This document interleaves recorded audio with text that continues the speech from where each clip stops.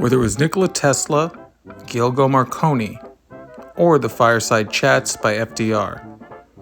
Within media, radio has always held a very special place amongst families and consumers. Stories and novels about a mythical invasion by monsters from the planet Mars should have had so profound an effect upon radio listeners. With the advent of new technologies, media is always trying to keep up with the race. And look no further than companies like the Gas Digital Network, which is looking to make its own mark on the space. This just should be illegal. This gravy train's never gonna end. Whatever, lady. He was doing so good. Nothing I'm doing works. You're listening to the Gas Digital Network. But what exactly is podcasting, and what differentiates it from all the other type of media that we consume on a daily basis? Satellite radio, terrestrial radio, cable television, print media.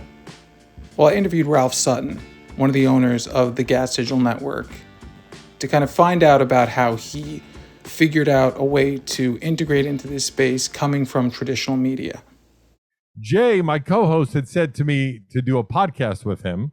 I host Shiprocked, this rock and roll cruise. He asked me to do it with him one year. I said in a very douchey way, podcasting is for people that can't do radio. And a year later, I said to him, you know what? If you're still interested, I would definitely want to do that podcast with you. So we started SDR Show.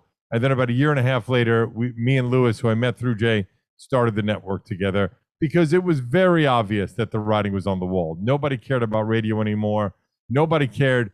I feel no one cared about terrestrial or satellite, although satellite's been holding on a little bit better, and immediately started noticing a reaction. What a difference it was in the space of podcasting. Ladies and gentlemen. Like anything else, coming into a new medium is a trial by fire. And a lot of people in the podcasting realm weren't taken seriously, from people who came from traditional terrestrial radio and then eventually satellite radio. So what's the difference? What made people feel that podcasting was a viable medium? I was embarrassed to say podcast initially because I felt it was so mom and pop. It was so some dude in his mother's basement. The connotation was I couldn't make it in radio, so I'm doing a podcast. Initially, for sure. Nowadays, that's not the case at all. Ladies and gentlemen. So why podcasts as opposed to traditional radio? I was on Fox News, which is hilarious now that I was on Fox News, but talking about the differences between being a podcaster and a radio guy, because I was doing both at the same time. I did a crossover for about a year, and I would say that it was pretty evident to me very early on that the podcast listener was a far more dedicated listener than a radio listener. Media and technology will always be intertwined. But what I was genuinely curious about was what differentiates someone who listens to podcasting from traditional radio consumption. The analogy I've always given is that radio, it's just on.